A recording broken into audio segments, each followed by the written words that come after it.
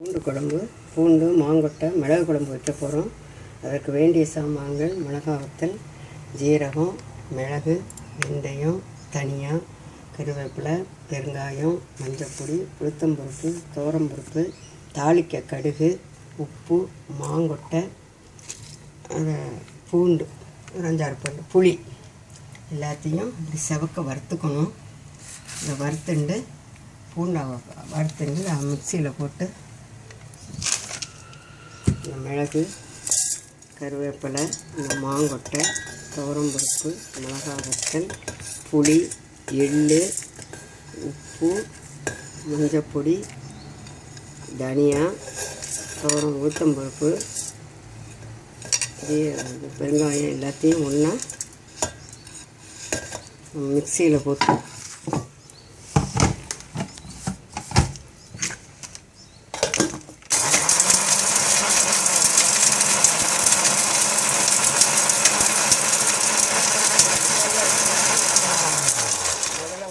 அரைச்சின்னா அப்புறம் ஜல்லி விட்டுனா நல்லா நைஸாக அரைக்கும். அதுக்கப்புறம் இப்படி ஜாட்டை விட்டுண்டு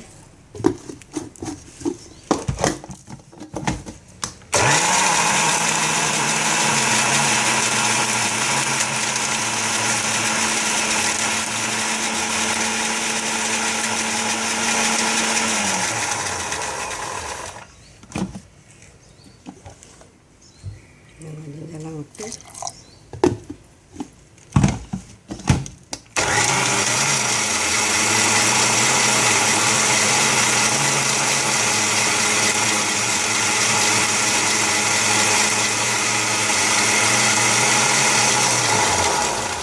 எடுத்து அடுப்பு பற்ற வச்சு எண்ணெய், நெய்,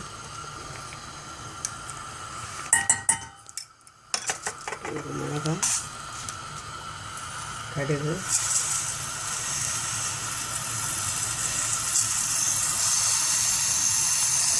கருவேப்பிலை,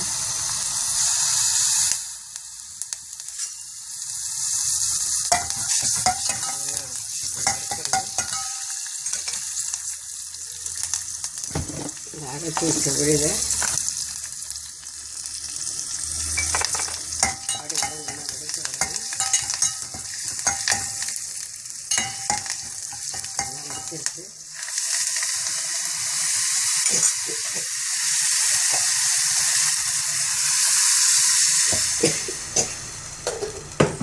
இந்த பூண்டி அதோடு போட்டு